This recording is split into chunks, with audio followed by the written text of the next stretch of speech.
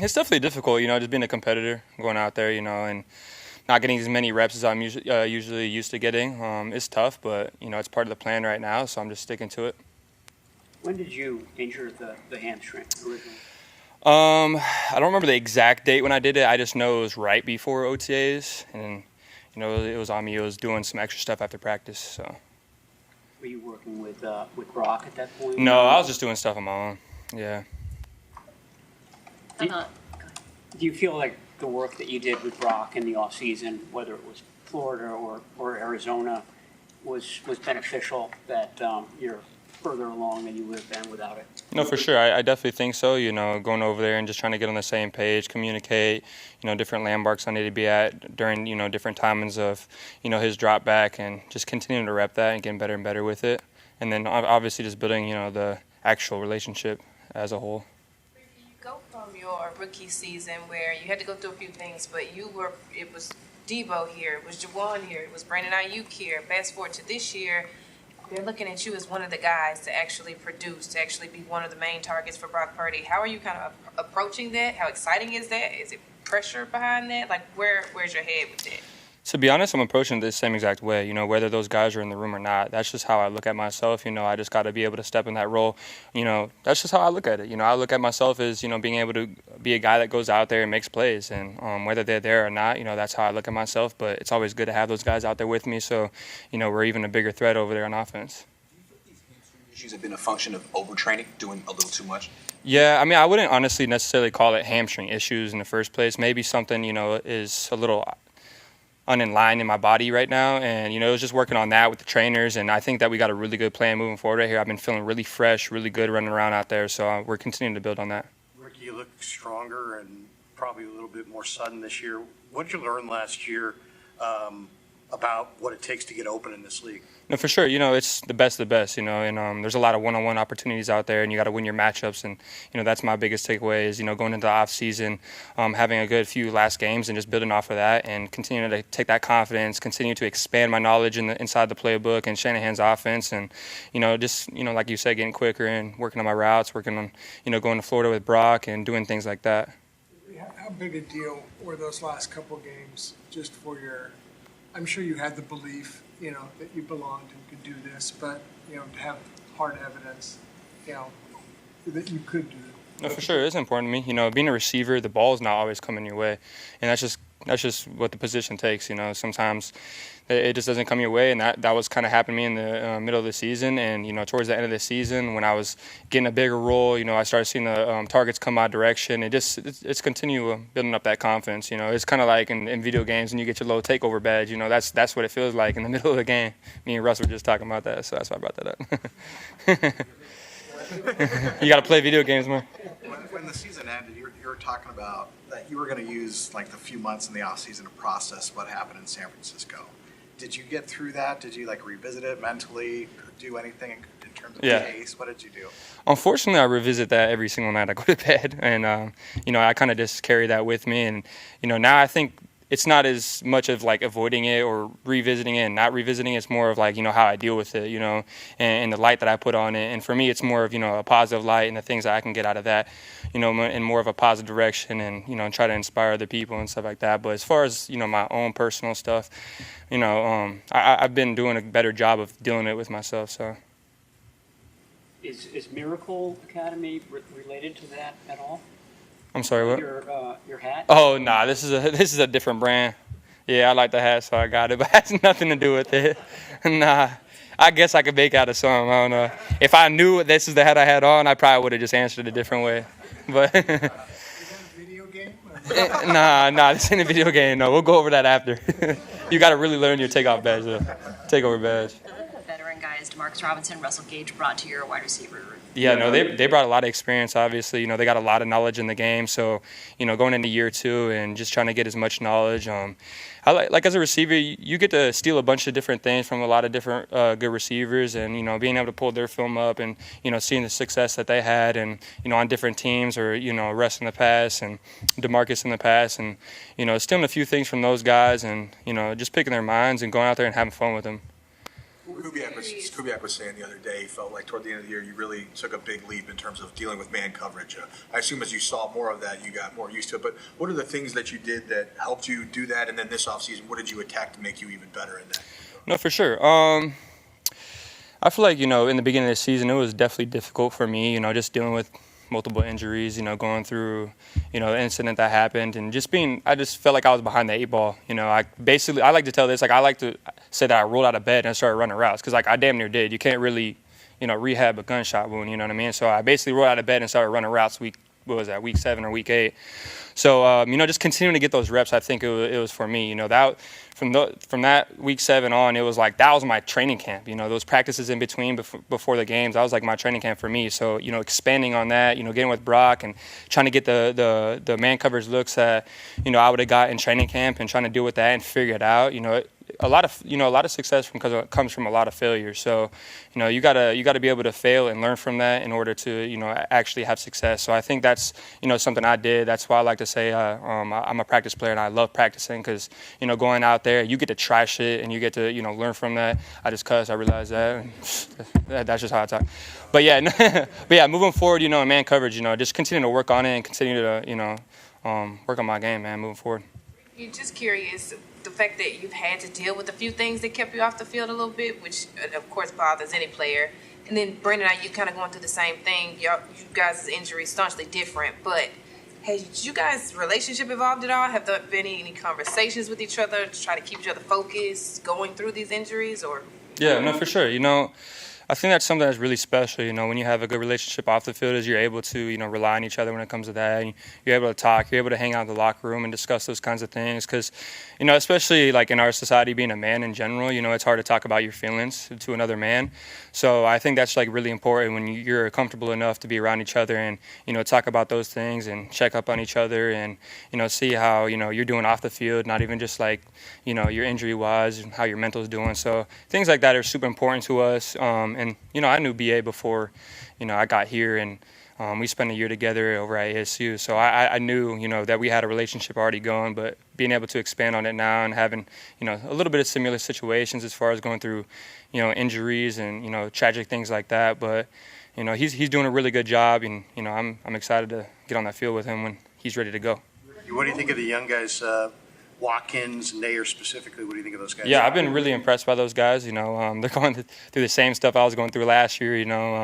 It's actually really funny to see it now because I was making the similar mistakes or getting similar coaching points from Hank, and they're doing a really good job dealing with it, going out there and fixing the stuff that they need to fix on, and getting the playbook down. I've been really impressed by those guys. Trying to get those details down, and like yourself said, Jordan. He's really impressed me so far.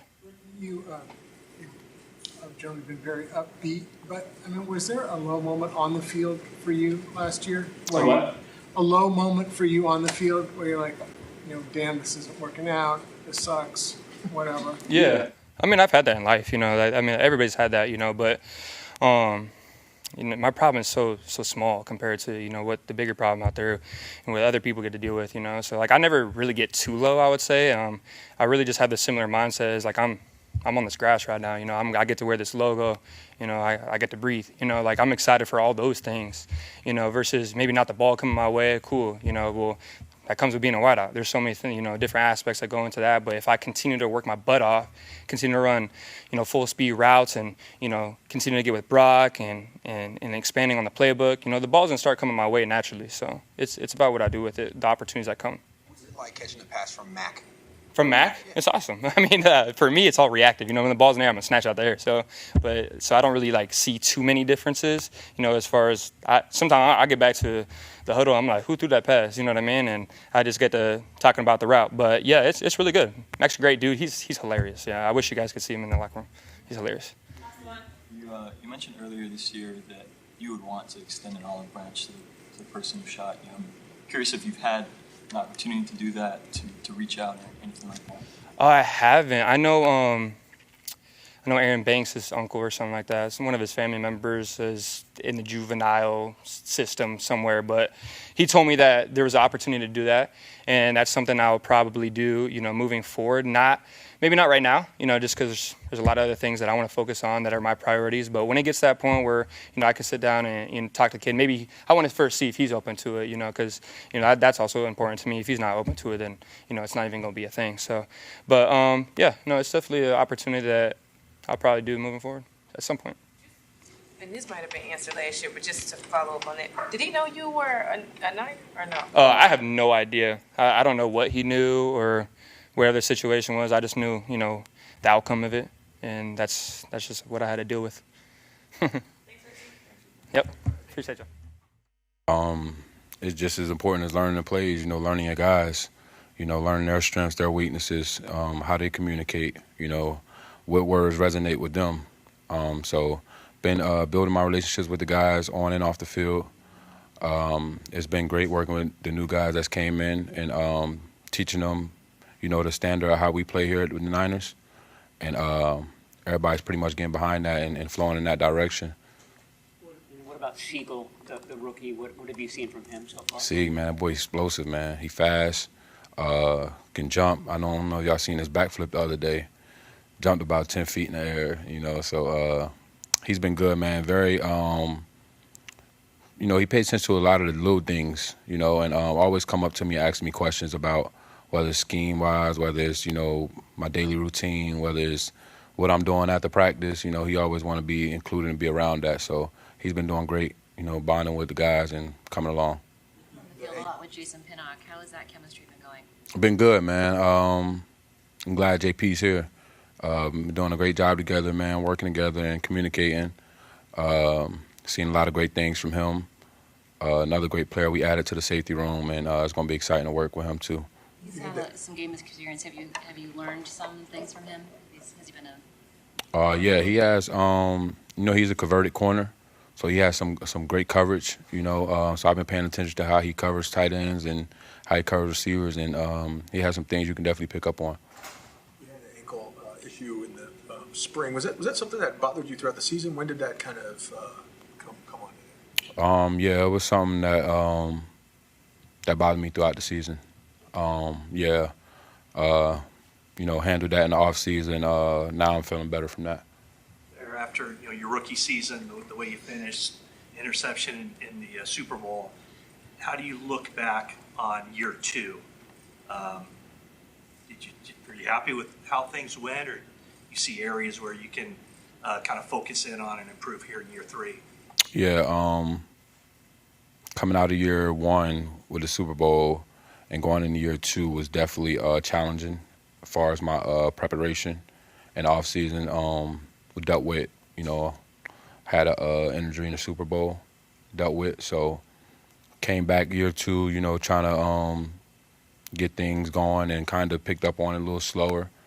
Didn't like my year two as well as I wanted it to go. But it was a lot of learning, a lot of growth going on in that year that I got to see.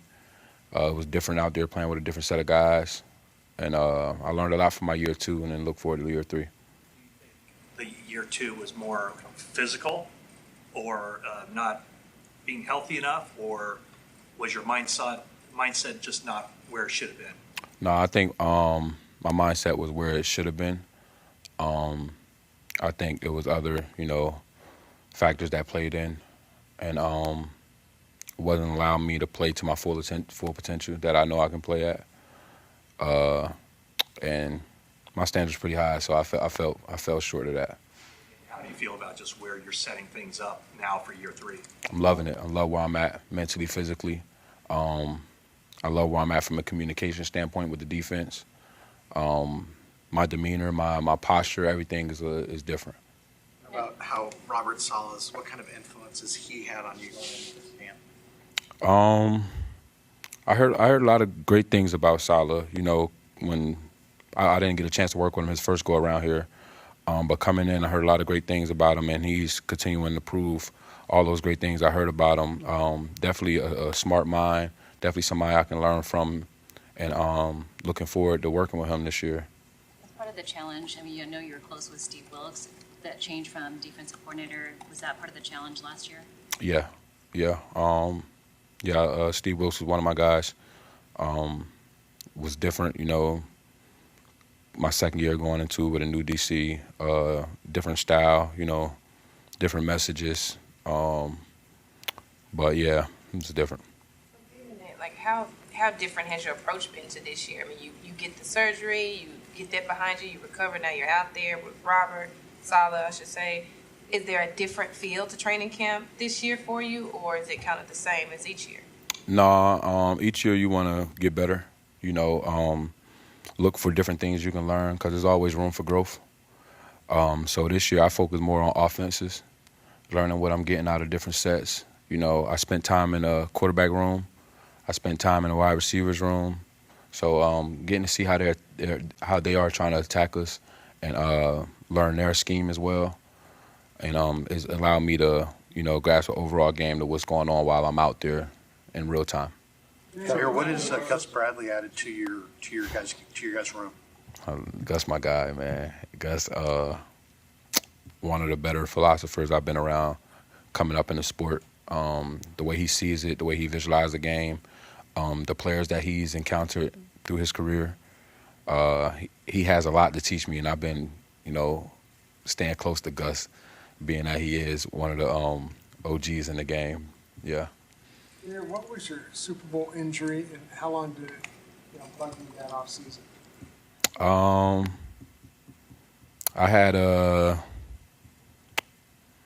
had some nerve pain in my shoulder from when I hit Kelsey. That kind of lingered, you know, for some months, and trying to get back and get my strength back from that, slow things down. But yeah. Was that late in the game? Their hit on Kelsey? That was probably like fourth quarter. Last one, Nick. You mentioned going into the quarterback room. What are you looking for? What are you asking, like, while you're watching tape with, like, Brock, and you're asking questions about what they're seeing? What is that like? Yeah, I don't ask too many questions. You know, I do a lot of listening, listening to Cal speak, listening to Brock rebuttal, and macking them, guys, hearing them talk, and how they're trying to manipulate cover 3, cover 4, and just paying attention to what they see from the defense and knowing exactly where they're going to go depending on defensive leverage and defensive scheme or play call. You started doing that in training camp or that was OTAs. All right, thanks, Steve. Yep, thank you. Absolutely. Ricky coming in too soon,